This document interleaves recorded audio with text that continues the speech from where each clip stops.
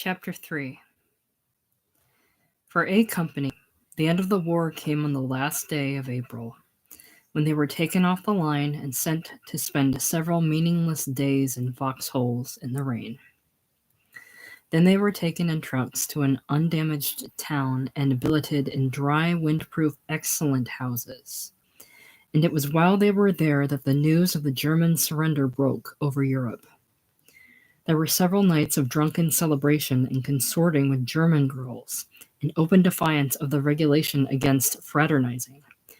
And then they were removed to an even better place, a small, sunny town called Kirspe Bahnhof, where all they had to do was stand guard over 1,000 newly liberated Russian DPs. The Allied military government had moved the Russians into what must have been the best residential section of the town, a colony of neat two-story houses on a hill well away from the partially bombed-out plastics factory that had been the town's only industry. One squad at a time, in shifts around the clock, the men of the second platoon would stroll up and down the pleasant streets to be greeted by happy smiles and waves from all the houses, to be surrounded at times by handshaking men and affectionate women, to be pressed into accepting glasses of homemade vodka, and to join in singing Russian songs to the accompaniment of harmonicas. And each night, if they dared to slip away from their rounds and risk being found absent by sergeants in patrolling jeeps, there was every promise of girls to be had for the asking. Several of the younger divisions in Europe were being processed for shipment halfway around the world to what everyone called the CBI, to help finish the war against Japan. But the 57th was not among them. It would remain here. In accordance with the point system, the older men in the outfit would soon be removed and sent home for discharge. The younger, low-point men could expect to stay in Europe for 6 months to a year. In the meantime, everything was nice in Kirsbebahnhof.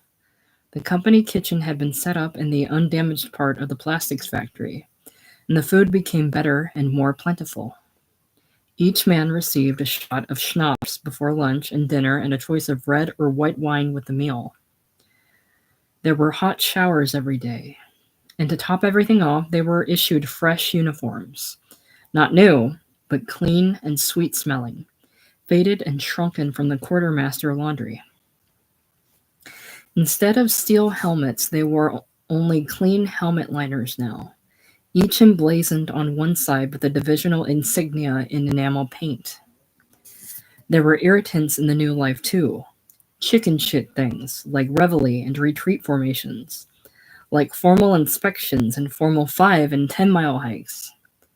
But in general, the days were slow and rich and lazy. Everyone seemed happy except Prentice, who felt a nagging sense of unfulfillment. The war had ended too soon. Whatever chance he might have had to atone for Quint's death had been denied him, and there would be no more chances. The purpose had gone out of his life. There was nothing for him to do now but exist from day to day, enjoying the peace and the luxury that he felt he didn't deserve. And he was bored and irritated with the tireless, rambling, gossiping reminiscences that had come to form the company's major pastime.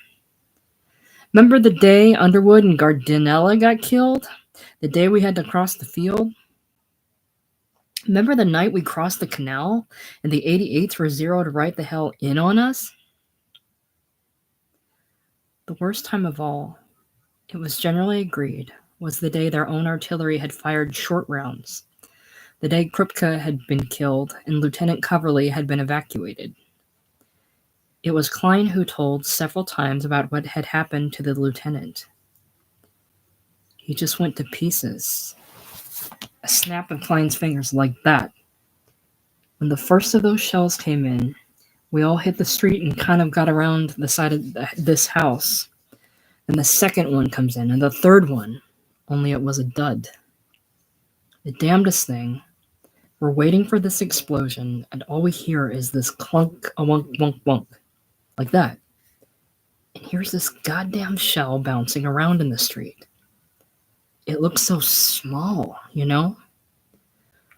A 105's really kind of a small, skinny shell. And it comes rolling down the street to where we're at, and it stops about a foot from Covey. He reaches out and touches it, and he says, "It's hot." I thought he was laughing. Then he sticks his fingers in his mouth and says, "It's hot, it's hot, it's hot." And then he went to pieces. Just like that. Soon, a member of the Bulge veterans came back to the company, men who'd been hospitalized with wounds or frozen feet. New replacements arrived too. Shy boys fresh from the States or from England, and they made an excellent audience for the reminiscences. But the stories of the Bulge were always so much the best, so much richer and more frightening. Remember the night the Jerrys came at us in waves? The night Captain Summers was killed? That the post-Bulge men found it hard to compete. They tended to fall into the same respectful silence as the new replacements, as if they too had missed the war. And this seemed to have an especially depressing effect on Walker. He would sit through the discussions with a glum, petulant look, clearly resentful that he hadn't seen enough of the war to talk about, and that his performance in it had been inept. That at least was what Prentice saw in his face, and it was so much like the way he felt himself that several times he had to turn away from Walker's eyes in embarrassment. Then, before the first week in the new town was over, Walker did something that made him a laughingstock. The company clerk broke the news, and within an hour it had become general knowledge, setting off little bursts of incredulous laughter wherever it was told. "You're kidding." "No, I swear to God, that's what he did." Walker had gone to Captain Negate and made a formal request that he be allowed to volunteer for service in the CBI. The rest of the story was that the captain hadn't taken him seriously. Old Agate just looks at him and says, "What's your problem, soldier?" And that the interview had collapsed in the derisive laughter of everyone in the CP, from which Walker had stolen away with a crimson face.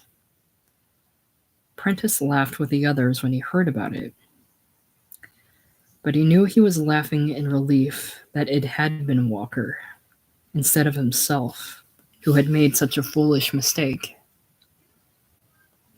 If he'd taken little part in the storytelling before, Walker stayed away from it altogether in the day or two following his disgrace.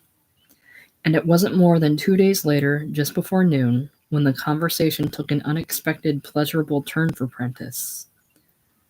The talk, for once, was about the Ruhr. Remember the day they turned the anti-aircraft gun on us on the railroad tracks where old Drake caught it in the leg? Finn and Rand and Mueller and Bernstein were all there, and Prentice felt his stomach tighten in fear that the account of that day might soon lead to his own disastrous performance that night. A fear that was intensified when Sam Rand took up the story. "Jesus, I remember old Prentice that time," he began, already starting to laugh through his words so that the listening faces smiled in readiness. "We was about halfway across the tracks when the gun opened up, remember? And we each of us had to get behind one of them brick pillars. Damn things weren't but about an inch wider than your shoulders. I remember old Prentice standing there like this." And getting to his feet, Sam stood stiffly at attention, holding an invisible rifle at order arms. "He's standing there like this with the damn anti-aircraft shells coming in, and Captain Agate yells out, 'Hey, Prentice, parade, rest!'" A thunderclap of laughter broke around him.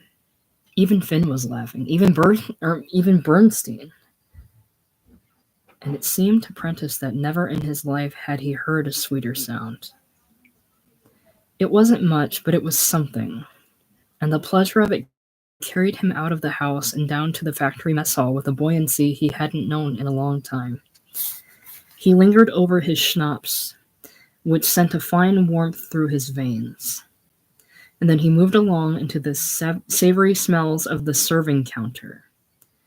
They were having fried chicken, a special meal, and he carried his heaped and steaming mess kit over to a place at one of the tables beside Owen's, the little headquarters man he'd known last winter, and with whom he'd been evacuated that day in Orborg. "Hi, how you doing, Prentice?" "Pretty good. This place free?" "Sure, sit down." He'd had only a few very brief talks with Owen since coming back at the company, but now, in the liquor and wine-flavored leisure of this excellent lunch, they sat chatting as amiably as buddies. They even stayed to talk over coffee and cigarettes. After they finished eating and they took their time about getting up, slinging their rifles, and strolling over to join the line of men waiting to wash their mess kits. "I'll tell you one thing, though," Owens was saying. "I'm not too happy about all this chicken shit we've been getting lately." And Prentice agreed. "Matter of fact," he said, "if they keep this up, I wouldn't be surprised if there's more than one guy volunteering for the CBI." And he would have thought nobody but Owens was listening until from the corner of his eye he saw a figure detach itself from the crowd moving past on the right. Even before he could turn and see who it was, the man had taken him roughly by the arm. It was Walker. "How's that, Prentice?" he said. "What's all this shit about the CBI?" It was such a surprise that Prentice could only smile like a fool. "Huh? You heard me." Walker was stiff and trembling. "What do you got to say about the CBI?" Prentice pulled his arm free, which jogged his mess kit and sent the chicken bones dancing in the greasy pan. He felt a warm flush in his face, and it seemed to his startled ears that all the reverberating noise of the high, wide mess hall had stopped. "Look, Walker, this is none of your business." The silence around him was no illusion now. Everybody had stopped talking, and Walker couldn't have asked for a quieter stage on which to enact the passion of his words. "How come you don't volunteer for the CBI, huh? You know why? Because you're yella, that's why." "For Christ's sake, Walk." But he got no further than that before everything went red and spun around in his vision. Walker had taken his face in one hand and shoved it. With the other hand, he grabbed his arm and swung him around so that Prentice went reeling across the factory floor and hit the wall in a whirl of flying chicken bones, his rifle flailing at his elbow and his helmet liner bouncing away. It took him only an instant to get free of his rifle sling, to gather himself in a crouch against the wall and spring forward with both fists cocked in what he had hoped was an approximation of fighting stance. But before he could take a swing, he felt his arms being clamped from behind, and Walker was being pulled back by two other men.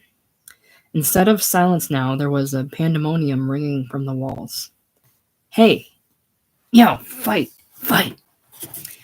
Owens was holding one of Prentice's arms, saying, "Easy, Prentice, take it easy." And Mueller had the other one. For several seconds, he and Walker strained at each other, 5 feet apart, with only their eyes locked in combat. Prentice was greatly relieved to be in bondage, but he knew it was important to keep struggling, for the sake of appearances. "Just what the hell is going on here? Quiet, everybody." It was Loomis's authoritative voice. He had appeared from nowhere and was looking from Prentice to Walker with righteous eyes. "Where the hell do you kids think you are?" Someone in the crowd said, "Walker started it, Loomis. You're fucking AI started it," Walker said, curling back his lips to display his clenched teeth. "And I ain't finished it yet either." "All right, quiet," Loomis said. "I don't care who started it, and I don't care what it's about. You're acting like a couple of babies. Christ's sake, if you want to fight, fight, but take it out of this mess hall. Walker, get on out of here and back up to your belay." "That's an order." "Prentice, you get back in the wash line. Everybody else, as you were."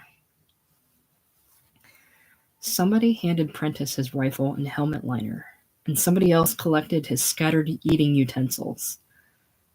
Mueller began to laugh, shaking his head at the absurdity of the whole thing, and others were laughing too. By the time Prentice reached the washing pails, The men around him had found other things to talk about. It was as if nothing had happened. But in bending to the ritual of cleaning his mess gear, he was tense with fright, and he started to tremble as he walked through the corridor and out into the sunshine of the factory yard. Owens and Mueller were somewhere behind him now, and Loomis was even farther back in the crowd. The view ahead was blocked by the high wall that surrounded the factory. As he approached the gate that opened onto the street, he knew Walker would be waiting for him on the other side. So he was able to keep from registering any surprise, let alone any fear, when he passed through the opening and found Walker blocking his path. Walker had propped his rifle against the wall and laid his mess kit and helmet liner neatly beside it. His feet were well set apart. His thumbs were hooked in his carriage belt, but he slowly removed them as Prentice came closer. And there was a smiling audience, 6 or 8 men walking backwards up the street, lingering to see what would happen. Prentice put his own equipment down beside Walker's. Then he squared off and joined Walker in a circling, shuffling, awkward little pugilistic dance. None of the watchers yelled fight. They didn't want to risk its being broken up again. So there was silence except for the fighters' breathing and the scuffing of their boots on the street. Walker was upright and bouncing lightly on the balls of his feet, both fists held in close to his neck. Prentice's stance was more classical, crouching, sidling, leading with his left, but that was only because he was so much less confident. He tried what he hoped would be a left jab, but he misjudged the distance, and Walker had only to pull in his chin to avoid the weak flick of it. Then he stepped in and tried to follow through with a right, but Walker blocked it and caught him with a quick right to the ear that stopped his hearing on that side. He broke away and danced out of range for a second or two, trying to look alert and menacing. Then, because he knew the audience would laugh unless he moved in again, he moved in and got clubbed again on the same ear. Where the hell was Loomis? Why didn't somebody break this thing up? He backed clumsily out of range again, and then, in panic, he rushed at Walker with a wild looping right that never had a chance to land because somebody had grabbed his belt from behind and pulled him back. Loomis. And at the same time, Walker's arms were caught and held by another man. "What the hell's the matter with you?" Loomis was shouting. "Can't you kids obey orders?" Prentice was so relieved that he was barely able to listen to Loomis's upbraiding. All he could do was stand there, moistening his dry mouth and trying to control his breathing. Loomis's objection this time was that they were fighting in the street. He told them to take it out of the mess hall, for Christ's sake, but any idiot ought to know he hadn't meant here, in front of these German civilians. Only then did Prentice see that there were indeed some civilians watching from across the street. Several old men, a young one-legged man on elbow crutches, and a woman who had clutched her apron to her mouth at the spectacle. "Walker, you go on back to the house like I told you. Report to my office and wait for me. Prentice, you stay 25 yards behind. I want to see you in my office as soon as I'm finished with Walker." "All right, get going, Walker." On the long, slow trip back to the 2nd Platoon house, keeping his distance of 25 yards, Prentice gave all his attention to retaining his dignity. Loomis was walking ahead of him. Owens and Mueller were somewhere behind him, and all the other witnesses of the abortive fight were strung out in 2s and 3s along the street. He knew his face was red and was afraid it might look, from a distance, as though he were in tears. To dispel the impression, he smoked a cigarette. The sense of being under everyone's amused and curious scrutiny was even worse as he sat in the living room outside Loomis's office, waiting for the interview with Walker to end. Klein sat nearby, cleaning his fingernails, and Mueller was on a sofa across the room, thumbing through a copy of Yank magazine that he didn't seem to be reading. In the hallway, just out of sight, were Finn and Sam Rand, who must by now have heard about the fight and were talking quietly together. Once Prentice thought he heard Finn saying CBI. The office door opened and Walker came out, looking neither to right nor left as he strode past everyone's eyes. "All right, Prentice," Loomis called. He was sitting behind the heavy carved table that he had appropriated at his desk, and he looked very solemn and official. "Shut the door," he said. "Now, suppose you tell me your version." "I was just talking with Owens and—" "What?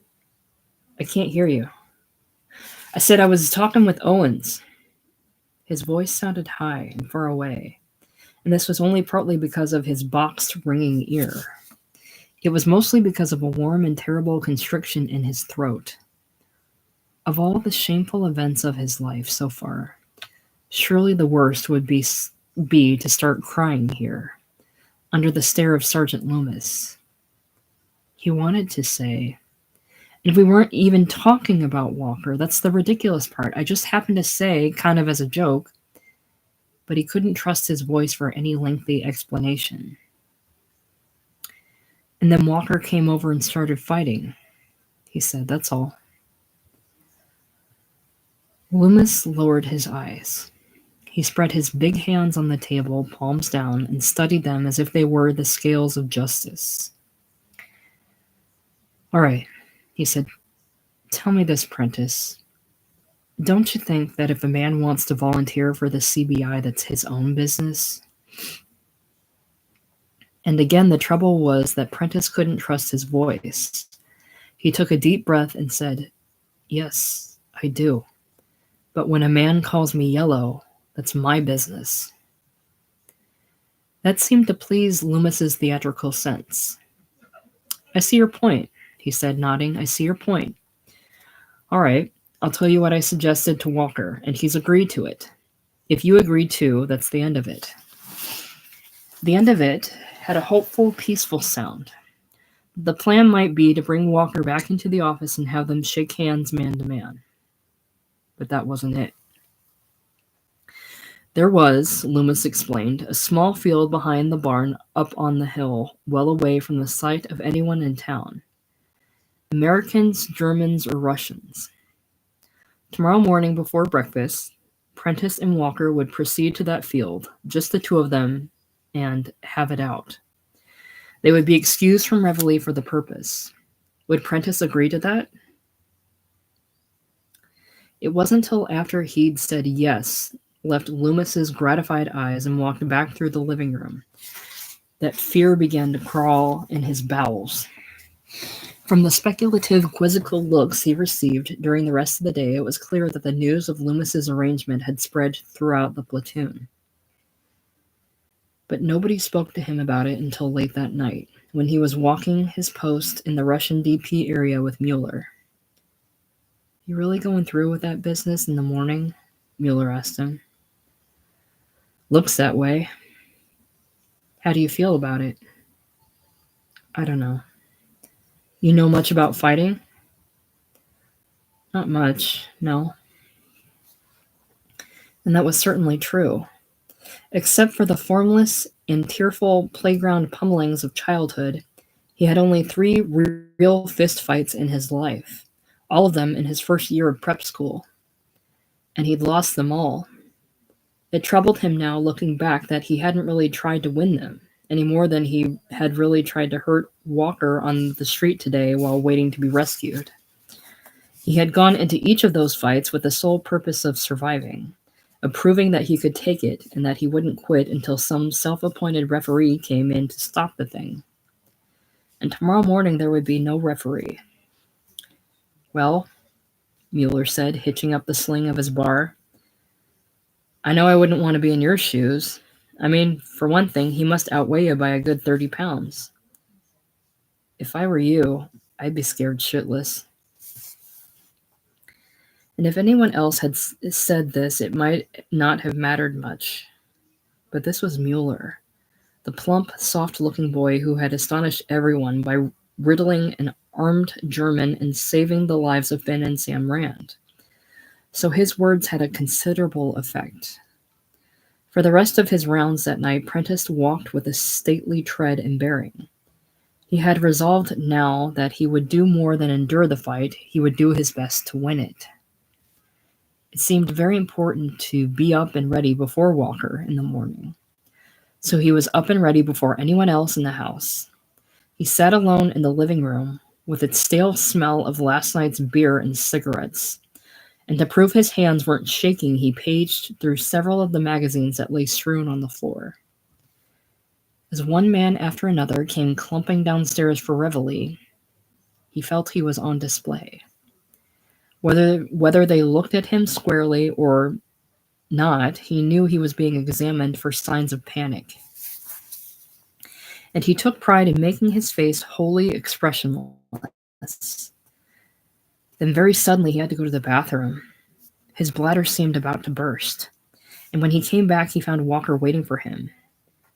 Everyone else had gone. "You ready?" Walker said.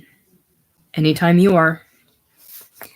The path leading up to the hidden field was steep, and they were both short of breath before they were halfway there.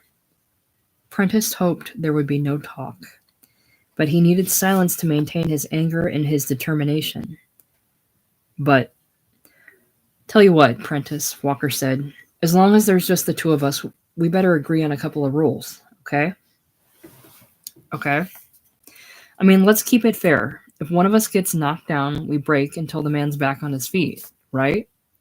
And then do you want to agree that a certain number of knockdowns wins the fight, or do you want to fight until one of us quits?" "Fight until one of us quits." "Okay." They leaned their rifles against the barn and removed their helmet liners, cartridge belts, and field jackets. They stood facing each other, and at Walker's nod they moved out into the dewy grass in the approximate center of the meadow, where they turned to face each other again. "Okay, kid," Walker said, "this is it." And it was the absurdity of that phrase. Nobody said, "This is it," except in the movies, unless they were phony bastards like Loomis, that roused Prentice to his first real anger of the morning. He wanted to smash and break the head of anyone stupid enough to say a thing like that. He wanted to kill all the posturing fraudulence in the world. And it was all here before him in this big, dumb, bobbing face. He swung and missed. Swung and missed again. And the next thing he knew, the sky had spun around and he was lying on the grass. He had been hit on the side of the jaw, but now as he scrambled back upright, it was clear that he hadn't really been knocked down. He had simply lost his balance. If he'd been braced right, he could have absorbed the punch. It had been an unnecessary fall, an awkward tangle-assed fall, and it only increased his rage as he rushed at Walker again, crouching and trying to put all his strength behind a blow to the belly that was supposed to double him over, to be followed by an uppercut that he was supposed to straighten him out. But the first punch seemed to hurt his own wrist more than Walker. He hit a rib instead of the soft part of the belly, and the uppercut missed. He tried dancing out of range, but his boots were extraordinarily heavy in the wet grass. He couldn't possibly be nimble, and the worst problem now was his breathing. How the hell did prize-fighters breathe? Air was rushing in and out of his throat in great gasps that took all the moisture out of his mouth and made it hang open, blubber-lipped. He stepped in again and caught one on the ear, the same ear that had taken all the punishment yesterday. And then, without quite knowing how it happened, he felt the knuckles of his right hand make a sharp, solid connection with Walker's front teeth. He saw Walker's eyes go blank with pain and surprise. But then, at the very moment when he should have hit him again, Walker took 2 or 3 backward steps and said, "Pretty good one, kid." At least he was rattled enough to say it twice, wincing and blinking. "Pretty good one, kid." But his recovery was so quick that the moment of triumph was over almost before it began. Walker came back and punched him hard on the nose and then even harder on the point of the chin. And this time there was no doubt about his being knocked down. He rolled over and got to his hands and knees, watching warm drops of blood spill out of his nose into the grass. When he got up, he staggered, and Walker said, "Had enough?" "Hell no. You son of a bitch. You'll find out when I've had enough." He went back, trying again and again for Walker's mouth. But all his swings were wild, and Walker was wholly in charge now, taking his time, ponderously landing blows to the belly and the head and the heart. Prentice lost track of how many times he went down, sometimes only to sink to one knee for a rest, sometimes sprawling helplessly. The important thing was to keep on getting up. Then once, after getting up, he walked head on into the earth as if it were a wall, and he had to curl up and sit holding his head until the world came wheeling back to normal. Grass beneath him, sky overhead, barn and trees over there where they belonged. He felt Walker's hand closing around his arm and knew with a terrible mixture of outrage and relief that this meant the fight was over. But he pretended not to understand. "Stick to your own fucking rules, Walker. Take your hands off me until I'm up." "No, look, listen. I don't want to fight you anymore." Walker was trying to help him to his feet, but he shook him off and made it by himself, swaying. "You think I'm quitting now? You're crazy." "You're not quitting."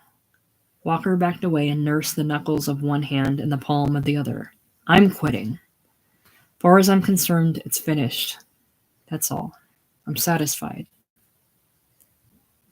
"So, big deal, you're satisfied." "Well, I'm not. Put up your hands." And then the worst thing happened. Walker's wide, unscarred face broke into a kindly smile. "Aw, come on, Prentice," he said. "Cut it out." He turned and walked away toward the barn where they'd left their equipment. "Come on back here," Prentice called after him. "You called me yellow, you bastard." And Walker turned around with infuriating friendliness. "Okay then. I shouldn't have said it. I take it back. Hell, you're not yellow. Don't you think you just proved that?" No. He didn't think he had proved anything.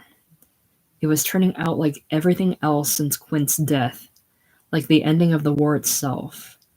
No settling of accounts, no resolution, no proof. "And what the hell did you expect, Prentice?" Quint would have said. "Do you think everything is going to work out the way it does in the movies? Aren't you ever going to learn?" They were walking back down the hill, and Prentice didn't know which was more humiliating. The way he had to keep wiping blood from his nose and mouth, or the weight of Walker's arm around his shoulders. And the worst part, as they came into view of a little cluster of men near the back door of the 2nd platoon house, was that he found himself unable to keep from enjoying the picture they made. Victor and vanquished, modest winner and plucky loser. A couple of good guys who'd gone up behind the barn and had it out. It was a sight to please Loomis's Hollywood heart. And there he was, sternly smiling in the middle of the group. "You fellas can probably still get some breakfast," he said, "if you hurry on down." In the bathroom, washing up, he examined his face in the mirror and was glad of its distortions. Swollen nose, split lips, and the beginning of what promised to be a black eye. There were almost 2 open cuts on the knuckles of his right hand, and he rubbed them hard, trying to worsen the swelling and make them bleed more, hoping someone else would notice them too. On the center of his bed lay a new letter from his mother. "Dearest Bobby, this has been the happiest day of my life. Last Friday I got your wonderful letter saying you were out of danger, but of course I was still worried, but now today is VE Day. They played the Star-Spangled Banner on the radio, and I just fell on my knees and cried and offered all my thanks to God." He seemed to hear her voice in his head as he and Walker made their way out of the house and down to breakfast. A voice whose warm, soft, reassuring rhythms he had heard all his life, and would probably never wholly escape. It was oddly similar to Walker's voice as they sat forking down cold pancakes and jelly in the deserted mess hall. I don't mind telling you, Prentice, that one you clipped me with was a damn good shot. And later, listen, if we get passes to Brussels next week, you want to go together, you and me? No account ever really needed to be settled. Nothing ever really needed to be proved. Everything would always come right in the end as long as a couple of good guys went up behind the barn and had it out. As long as a mother fell on her knees and offered all her thanks to God and they played the Star-Spangled Banner on the radio. That was what these voices had to say. That was their lying, sentimental message, and it all went down as smoothly as the pancakes and jelly. But it came up again the minute they were out of the mess hall. It came up all over the side of the factory wall while Prentice crouched and shuddered and heaved, hanging onto the wall for support. And while Walker hovered nervously in the background saying, "You okay? You okay, fella? Here, wait, I'll get you a drink of water. Rinse your mouth out." It all came up, and with it, in the final painful spasms, came the last acrid bile of his self-hatred. There was no more talk as they made their way back to the platoon house, and Prentice kept to himself as much as possible in the truck that took them up to the DP area. For the rest of that bright, pleasant day, as he walked his rounds in the sunshine, he felt strangely purged and purified. Every face he passed, the Russians and the men of A Company alike, met his gaze with open goodwill. And that was the way he met theirs. He had proved nothing. He had made no viable gesture of atonement. And he knew now that he probably never would. If he could have talked with Quint's ghost now, he could only have said, "I'm sorry. There's nothing more I can do." And Quint, he knew, would have said, "Right. You're absolutely right about that. And do you know what that is, Prentice? It's tough shit, that's what it is." How then could he feel so good? What possible right did he have to be at peace with himself? He didn't know.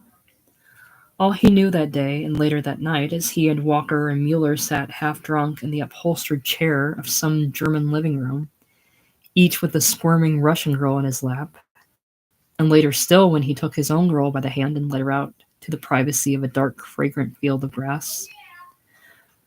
All he knew with any clarity was that he was 19 years old, that the war was over, and that he was alive.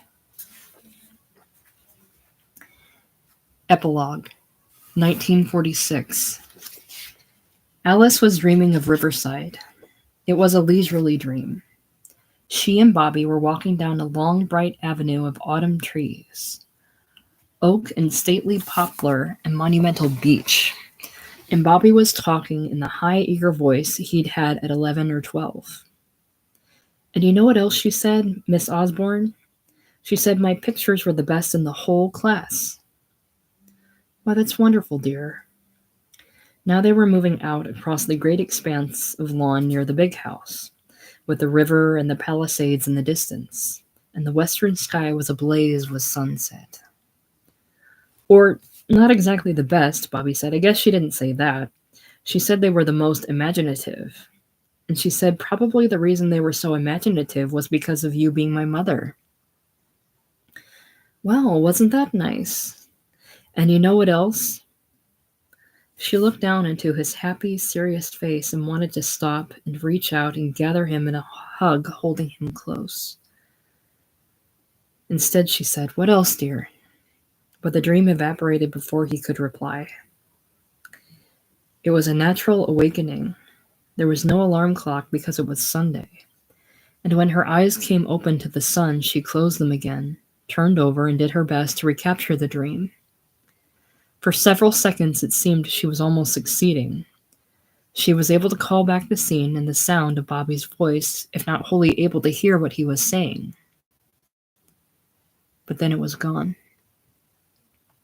She often dreamed of Riverside, and she guessed getting up to accept the reality of this ugly bedroom with its view of bricks and a fire escape. She guessed that this was because Riverside, of all the places she had ever known, was the one place in which she had felt she truly belonged.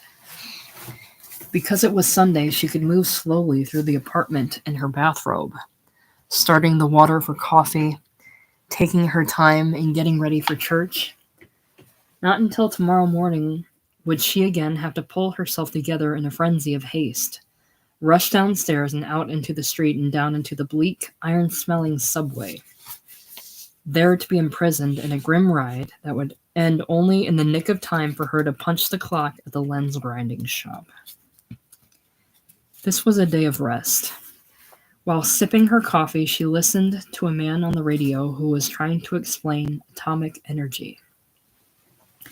There had been any number of radio programs like that, and magazine articles too, since the ending of the war with Japan last fall. She did her best to understand, but it was hopelessly confusing. All she knew was that the United States now possessed an explosive powerful enough to obliterate a city with a single bomb. A picture postcard from Paris was propped on the kitchenette shelf beside the whiskey bottle. It was the last communication of any kind she'd had from Bobby, and it was a month old. It wasn't like him not to write for so long. And on the table beside her coffee cup was the unfinished letter she had written last night. Dearest Bobby, I know that when you don't write, it just means you're busy. But even so, I wish you would write more often. I do feel so out of touch when it's such a long time between letters. Dear, I've been thinking a lot about what we'll do when you come home. I know you hate my having to work at this horrible job, and I know you will want to do something about it. I imagine you plan to take some sort of job yourself so that I can quit mine. But I do want you to be free to go to college. This GI Bill of Rights is a wonderful thing. You can go to any university in the country and the government pays for everything. You could even go to someplace like Harvard or Yale and get a wonderful education. But here's the trouble. I read an article in the New York Times Magazine that said next year, in the fall of 1946, all the colleges will be swamped with applications because so many boys are getting out of the service. This article said only boys who have already applied to colleges can count on being admitted. An awful lot of boys will have to wait until 1947, and I guess that will include you. That means you will have a year to wait, and in a way that will work to our advantage.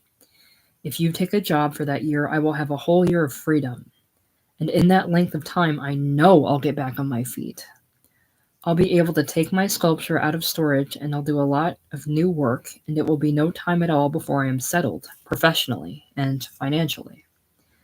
I already have good enough work for a one-man show, and with a whole year of freedom, I'll have enough for 2 or 3 shows. There is no telling what good things will come our way. It may be a difficult year for us in some ways, but you and I have come through difficult times before, haven't we? Remember the Kalichi Road? Anyway, that is my plan. I hope you will approve of it, and I hope that was as far as the letter went. And now, thinking back, she couldn't remember why she hadn't finished it last night. All she had to do was end that sentence. And I hope you will answer this letter soon. She found her pen and wrote those words, and she concluded it with, All my love, Mother. She mailed it on her way to church. The long crosstown walk of St. Thomas Episcopal Church was one of the few pleasures of her week. It meant leaving the squalor of the West Side and heading eastward until she came to Fifth Avenue.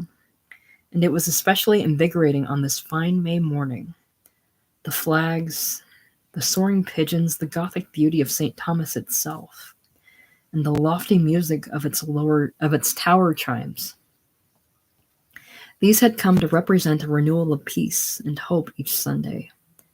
It didn't even matter that her black rayon dress was stained in several places and far from new, for she was wearing a neat, expensive-looking feathered hat, picked up as a bargain at Klein's last week, and it gave her a sense of looking like a woman of substance, a distinguished person.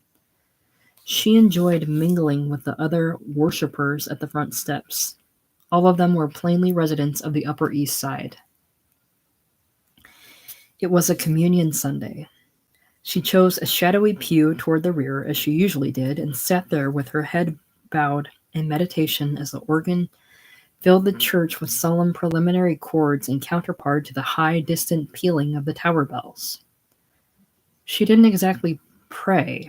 She didn't form words and sentences in her mind with the salutation, "Dear God," but she willed her mind to rid itself of all but humble, pious thoughts. She made herself ready for God's mercy and God's blessing.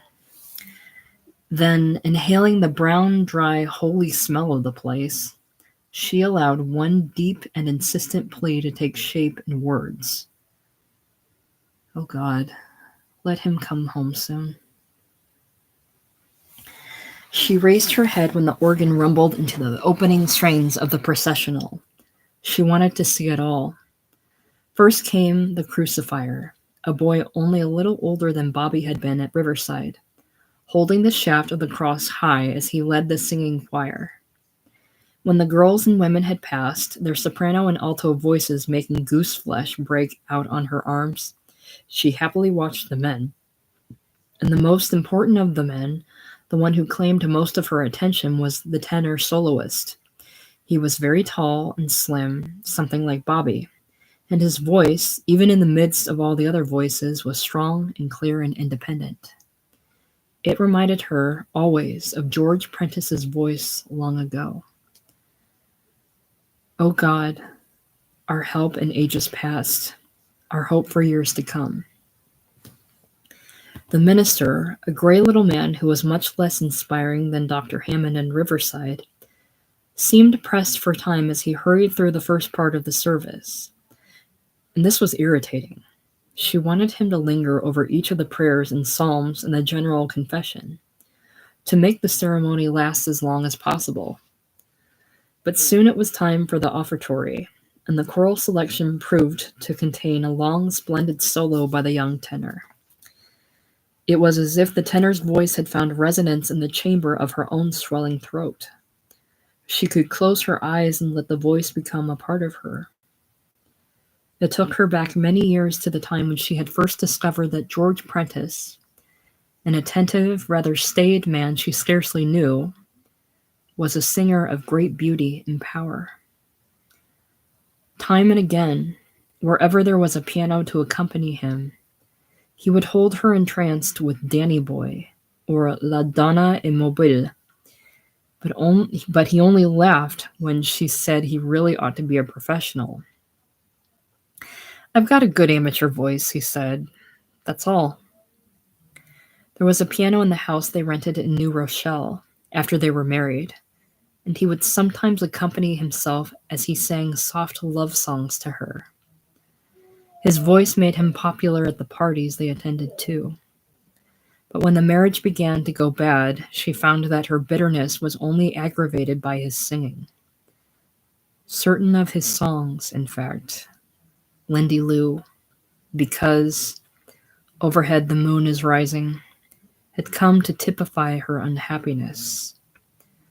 For years she had never been able to hear them on the radio without a keen sense of grievance and old anger. But now, in church, listening to this other tenor, there were other and far more recent memories that made her weep. When she'd first come back from Texas, chastened and determined to live within her means, when she and Bobby were settled in the modest studio apartment she'd been lucky enough to find not far from Washington Square, she had found, to her surprise, that she and George were able to talk on the phone without quarreling. In the following spring, the triumphant spring, when a portrait of the artist's son was accepted for exhibition in the Whitney Annual and chosen to be photographed on the art page of the New York Times, George had called her up for no other purpose than to offer his congratulations. "I saw your head of Bobby in the Times," he said. "I must say it looks very fine indeed." "Well, thank you. Do you suppose I could get a copy of that photograph? I'd like to have it framed." "Certainly, I'll send you one. I'm glad you like it."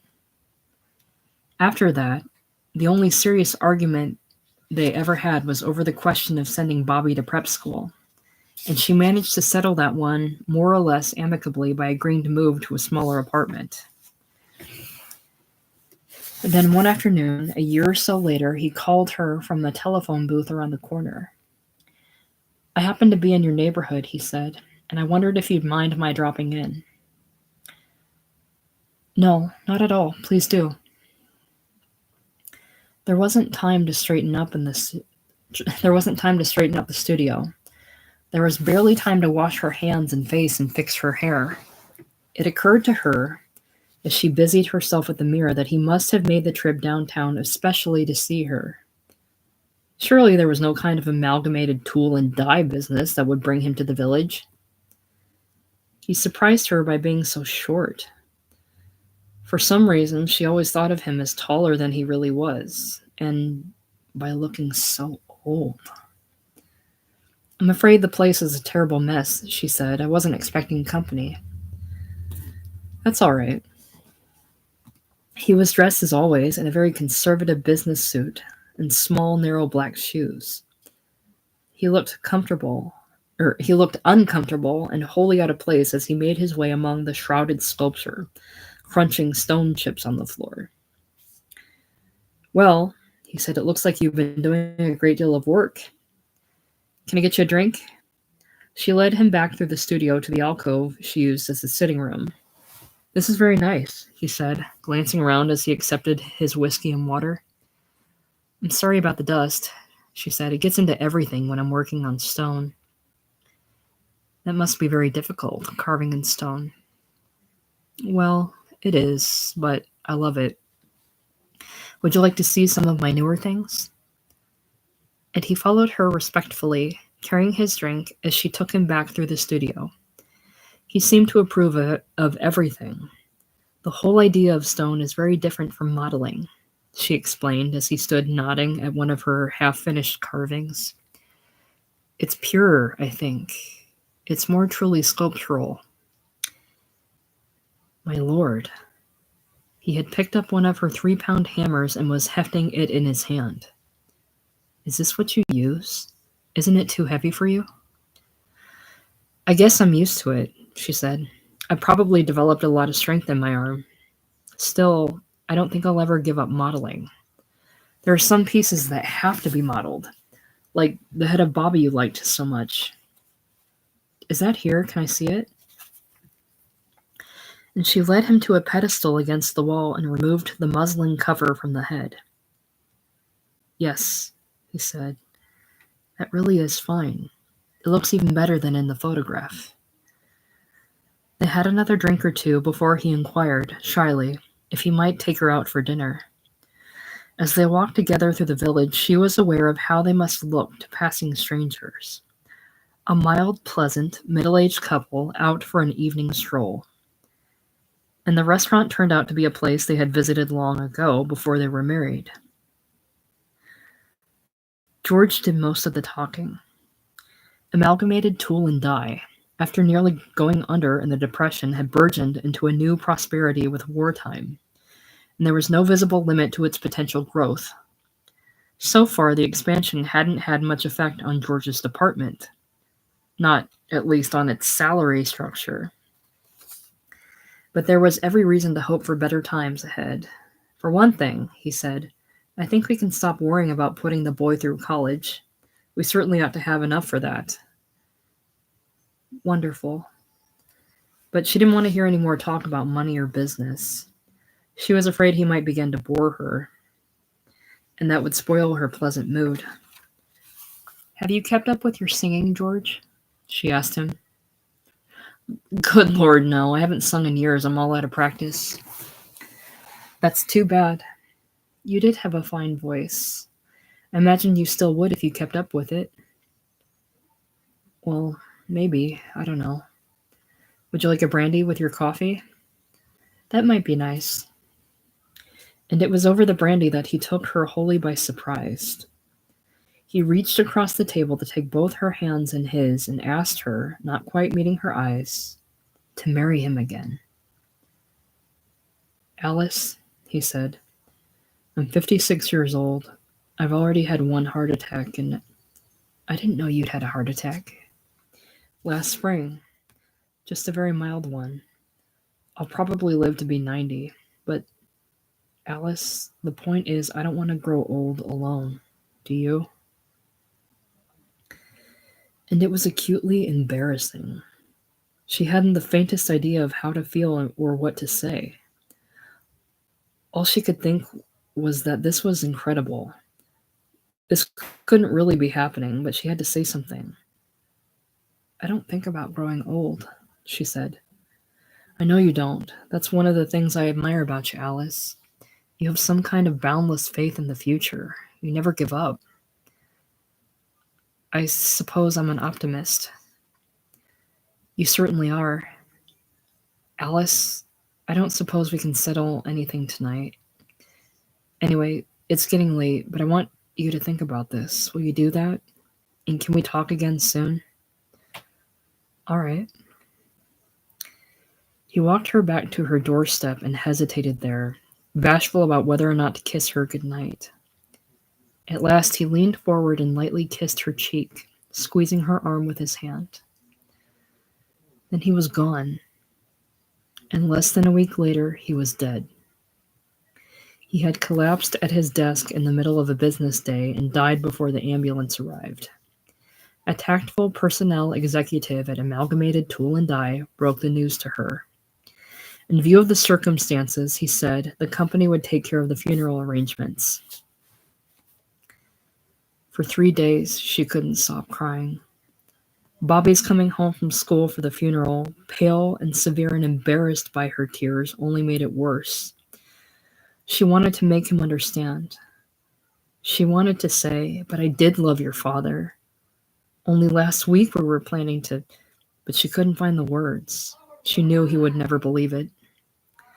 And even now, years later, she was helpless with grief whenever she thought about it, or whenever this particular tenor sang a solo in church. She managed to compose herself for the sermon, but after the minister's first few words, she allowed her mind to drift away. She thought of how fine it would be to come to this church with Bobby. They would sing the hymns together and kneel together for the prayers. They would go together to the communion rail, and afterwards they would walk home and discuss their impressions of the sermon. The Lord be with you, and with thy spirit, let us pray. Then it was time for communion, and she made herself the picture of reverence and humility at the rail. Take and eat this in remembrance that Christ died for thee, and feed on him in thy heart by faith with thanksgiving. Drink this in remembrance that Christ's blood was shed for thee, and be thankful. And with the wafer slowly dissolving against her palate, she allowed her most urgent prayer to form itself again. O God, let him come home soon. The recessional hymn was one of her favorites. Glorious things of thee are spoken. She loved the line that went, who can faint when such a river ever will their thirst assuage? And it sent thrilling tremors down her spine as the choir came to that line with the young tenor sounding high and clear. Back in the apartment, she poured a good-sized drink of whiskey, fixed herself a modest lunch, and spent the afternoon drowsing over the Sunday papers. Only very occasionally, as the hours wore on, did she go to the kitchenette for another nip from the whiskey bottle. And shortly before 5 o'clock, she roused herself and straightened up at the apartment with a pleasant sense of expectancy. Natalie Crawford was coming over to go out to dinner with her. Sometimes she had to remind herself that she didn't really like Natalie Crawford and never really had. It was just that somehow over the years, they had managed to become each other's closest friend. Except for Maud Larkin, back in Riverside. Natalie was the only person in whom Alice had ever confided the whole story of Sterling Nelson's desertion, and Natalie alone had been told about the last bittersweet few days before George's death. Since then, Natalie had been a dependable, readily available source of comfort, and she was especially welcome on anxious, melancholy Sunday evenings like this one. God, she said, coming weakly into the apartment with one hand clutched to her heart.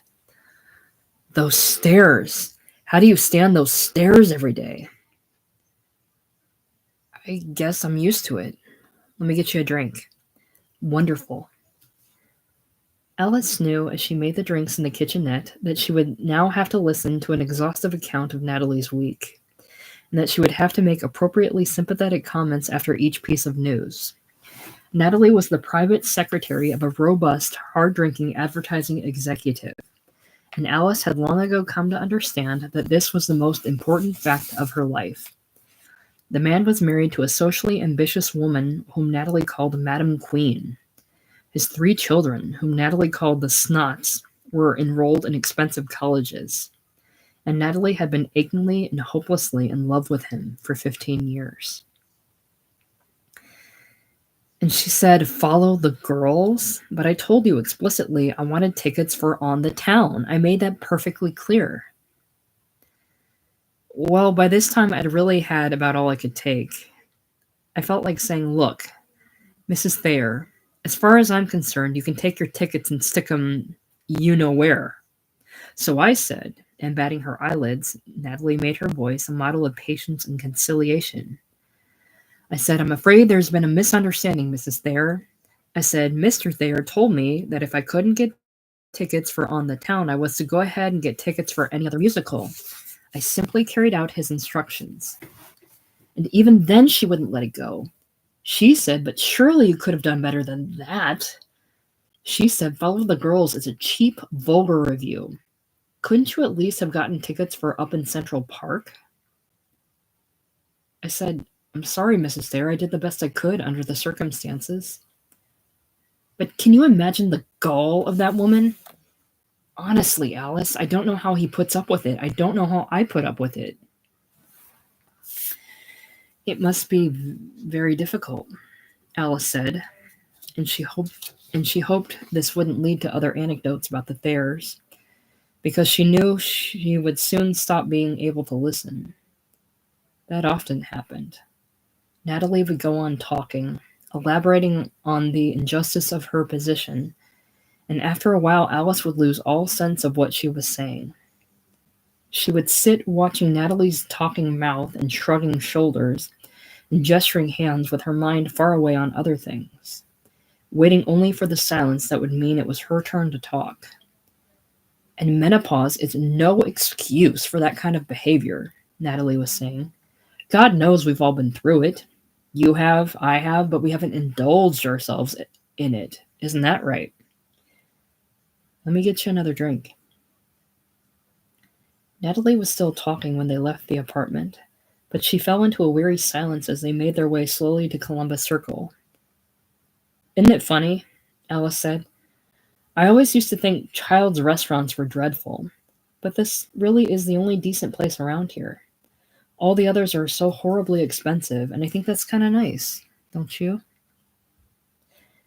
And as they settled down over their first rounds of Manhattan, and as they settled down over their first round of Manhattans, having ordered chicken croquettes, Natalie ventured to open a new topic.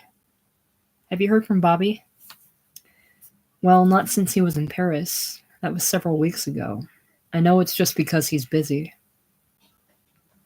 Wasn't this the month you said he'd be coming home? May? Well, I said I thought he might be coming home in May. Maybe it won't be till June or July. It's all based on something called the point system. I don't really understand it. Anyway, it's bound to be soon, and I can hardly wait. That's all I think about, every day.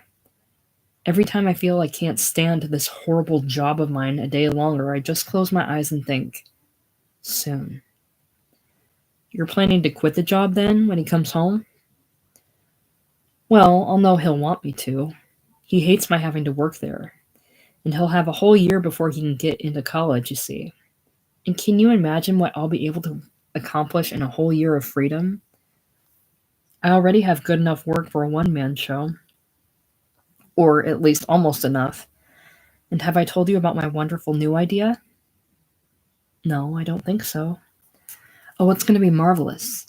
First of all, do you remember my head of Bobby, the one you always liked so much? The one that was photographed in the Times? And taking a deep, satisfying sip of her drink, she allowed her mind to dwell for a moment on that lost happy year. The time she had created and perfected the one piece of sculpture on which she felt her reputation might rest.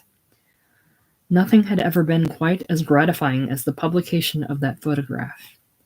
People she hadn't heard from in years had called up to praise her and to renew their acquaintance. And there had been the memorable call from George. For just a second, she was tempted to tell Natalie about that. And have I ever told you what George did? How he called me up and asked for the picture? I really think that was the first time we ever... But she checked her impulse. If she got started on that story now, it would lead the talk away in another direction. Anyway, she said, I've always thought it was the best thing I've ever done. And what I want to do now is the same thing all over again. I want to make a new portrait of the artist's son, ahead of Bobby the way he looks now, the way he'll be when he comes home. A man. A beautiful, sensitive, resolute young man. Won't that be wonderful? Can't you picture it? And then you see that will become the best thing I've ever done. I'll exhibit them side by side, the boy and the man, and together they'll be my sort of crowning achievement, the justification for my whole career. Oh, I can't wait to get started on it. And she severed one of her chicken croquettes with the side of her fork, content to let her voice subside for a while. Natalie said, picking up her own fork. That sounds fine, Alice. Really fine. It must be wonderful to have a talent like that. But Alice could tell that Natalie wanted her own turn to talk now, and she gracefully yielded the floor. She concentrated on her food, grateful that there was still a deep 2/3 of her second Manhattan in the stemmed glass at her elbow. If she was careful with it, taking tiny, well-spaced sips throughout the rest of the meal, it would tide her over until she got back to the apartment, where, luckily, there was still something more than half a bottle of whiskey for protection against the night. There was, she reflected, a lot of good nourishment in chicken croquettes if you chewed your bites thoroughly before swallowing. There was nourishment, too, in hot mashed potatoes, even if these were a little watery, and in hot, sweet green peas. Life was good. God was in his heaven. Bobby would be coming home soon, and there was still nearly 2/3 of a Manhattan beside her plate. Natalie's mouth was working constantly, her lips and teeth and tongue taking the shapes of gossip, confession, ribaldry, and nostalgia. Alice watched the movement and made her own face a register of smiles, sad looks, and other suitable responses. And she was reasonably sure that Natalie couldn't tell she had stopped listening. The Manhattan was gone by the time they'd finished their main course, and Alice felt she couldn't face a dish of ice cream. Let's just skip the dessert, Natalie. I'm really too full, aren't you? I don't think I even want coffee. And all she could think of as they walked home was the bottle that stood waiting on the kitchenette shelf. You'll come up for a drink, won't you, Natalie? She said as they reached the doorstep. Please do. It's much too early to go home. Well, and Natalie hesitated. I'd love to, dear, but I really think I'd better get back. Thanks anyway. Oh, please. It came out sounding more desperate than she'd intended, but even so, she had to say it again. Please, Natalie, just for a minute. And looking anxiously into Natalie's face, she felt a terrible dread of being left alone. She couldn't possibly climb the stairs alone and go into that ugly apartment alone. She couldn't possibly sit alone there or walk alone, pace the floor alone, waiting until it was time to go to bed. No, really, Natalie was saying, taking several backward steps on the sidewalk. Really, Alice, I better get back. I'll call you during the week, all right? Natalie's face, withdrawing now in the harsh light of the street lamp, was suddenly a mask of insincerity. How ugly and old she is, Alice thought. And it seemed odd that this had never occurred to her before. She wanted to say, Natalie, I don't really like you at all, and I never have. Instead, she said, all right, good night. And she was alone. But the whiskey bottle was in the apartment, as faithful as any friend, still breathing hard from the stairs. She locked the door firmly behind her and poured herself a stiff drink even before she had taken off her hat. Then, taking her time, she went about the business of getting out of her clothes and into an old, torn bathrobe that was almost as comforting as the drink. She was ready for the night. Early in the next month, June, she received a letter from Bobby, enclosing a postal money order for $300, which he said he had earned by selling cigarettes on the black market in Paris. He wrote that he had decided to take his discharge overseas and go to live in England, where he would either find a job or enroll in an English university. He hadn't yet decided which. In July, she received another letter with a London postmark and no return address, enclosing a money order for $100, which he explained was half of his mustering out pay. He said he was out of the army now and feeling well, and that he would write again soon. He wished her luck.